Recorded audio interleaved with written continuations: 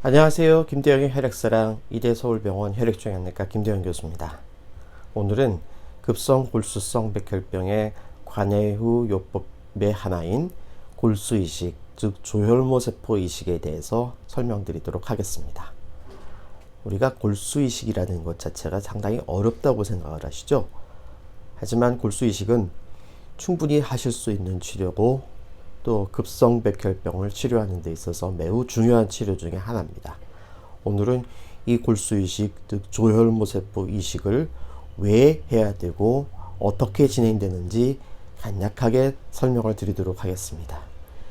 골수이식, 조혈모세포 이식에 대한 자세한 설명은 제가 다음 편에서 또 여러 편의 동영상으로 여러분께 세부적인 사항에 대해서 설명을 드리도록 하겠습니다.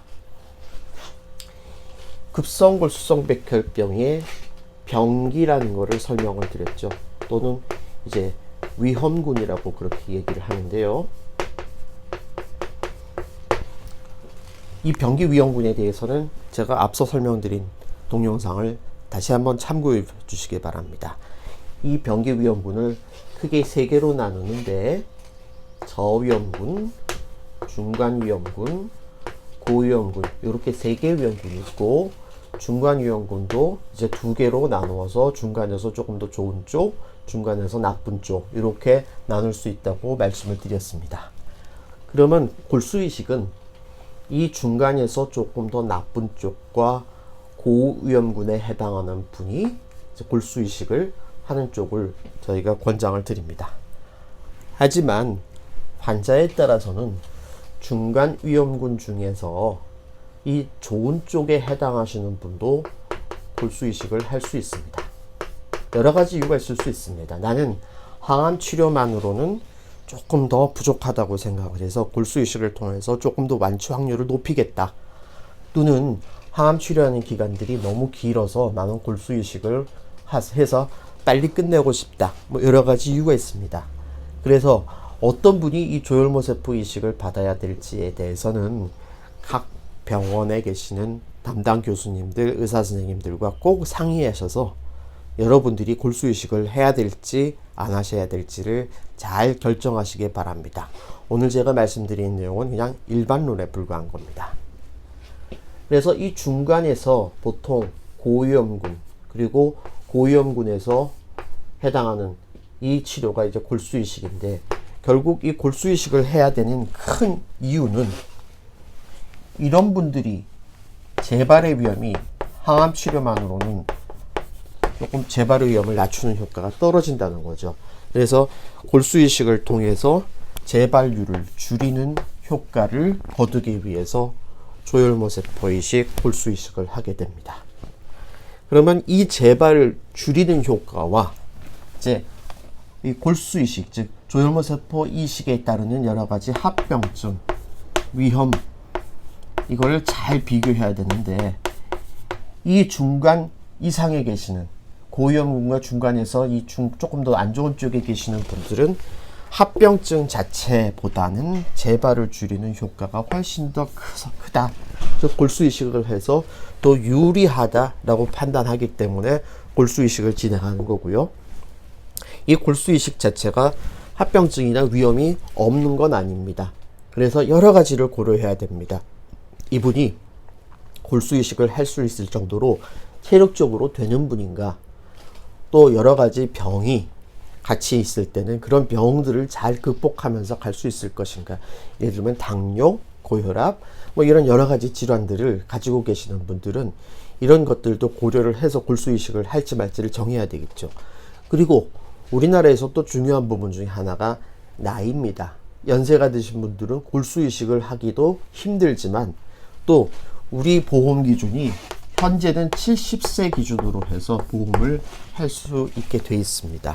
70세보다 낮은 분들, 미만에 계시는 분들은 이제 골수이식을 우리나라에서 보험으로 인정을 해서 적용을 해주는데, 이 70세 이상 되는 분들은 골수이식이 보험이 되지 않고 현재는 선별급여라는 방식으로 보험을 인정을 해줍니다.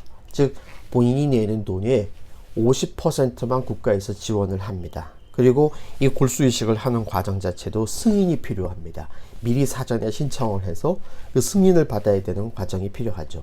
또 골수이식을 할 때 제일 중요한 게 결국 기증자가 있느냐 없느냐입니다. 이 기증자를 선정하는 문제는 굉장히 복잡하고 어려운 과제이기 때문에 제가 다음 편에 좀 다시 한번 설명을 드리겠습니다만, 어쨌든 골수이식을 받으려면은 다른 사람으로부터 골수를 기증받아야 되고요.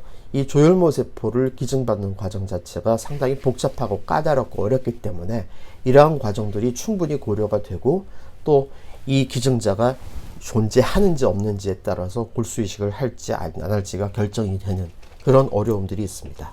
그래서 사실 골수이식을 할 거냐 안 할 거냐에 대한 문제는 여기에서 단순하게 저희가 결론을 내릴 수는 없고, 담당 의사 선생님 그리고 조혈모세포 이식 코디네이터 선생님과 충분한 상의를 해서 결정을 하시기를 바랍니다. 그래서 지금 이 대상은 그냥 이런 식으로 일반적인 얘기를 드리는 건데, 골수성 백혈병, 급성골수성 백혈병의 경우는 중간에서 조금 더 위험도가 높은 분들 그리고 고위험도에 계시는 분들이 대상이 되고, 그 방법은 간단하게 설명을 드리면은 먼저 기증자를 찾는 과정이 있고요.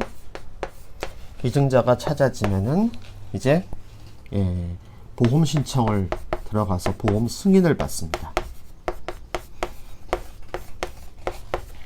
그래서 기증자가 준비가 되고 보험 승인도 받아지면은 이제 입원을 하셔서 전처치료법이라는 항암 치료를 받고, 이 전처치료법 항암 치료가 끝나면은 이제 기증자로부터 세포를 받아서 이식을 받는 과정이 되는데, 이 기간이 보통 전처치료법의 종류에 따라서 조금씩 다르긴 하고, 또 기증자를 어떤 공여자를 쓰느냐, 어떤 세포를 쓰느냐에 따라서 기간이 다르긴 하지만, 보통 말초 조혈모세포 이식을 받을 때는 3주에서 4주 정도가 역시 소요가 됩니다.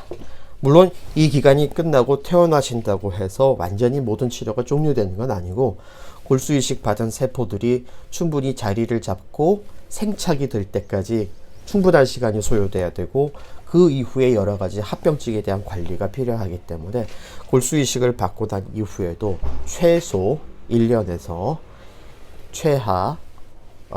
최대 한 2년 정도까지는 아주 신중한 관리가 필요하고요.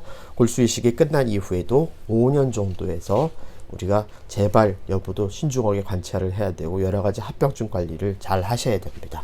골수이식은 워낙 설명드릴 부분이 많기 때문에 나중에 또 다른 편에서 자세히 설명을 드리도록 하겠습니다. 자, 그러면은 오늘 설명드린 내용을 다시 한번 요약을 해드리면요. 급성골수성 백혈병에서 병기로 따지면은 중간에서 조금 더 위험한 쪽에 해당하는 분과 고위험에 해당하는 분들이 골수이식을 받을 수 있지만, 하지만 이보다 조금 낮은 분에 계시는 분들도 여러 가지 이유 때문에 골수이식을 할 수도 있다. 그리고 이 골수이식을 할 때의 가장 큰 의미는 재발을 줄이는 효과가 합병증보다는 조금 더 크다. 즉 득이 실보다 크기 때문에 우리가 골수이식을 하는 거고, 그 방법은 기증자를 찾고 보험 승인을 받은 다음에 입원을 해서 전처치료법이라는 항암 치료를 받고 세포를 이식받은 이후에 완전히 생착이 되면은 퇴원하게 되지만, 그 이후에도 최소 1년에서 최대 5년까지는 관리를 잘 받으셔야 되겠습니다. 오늘도 혈액질환으로 치료받으시는 저희 환우분들과 그 가족들의 건강과 행복을 기원합니다. 감사합니다.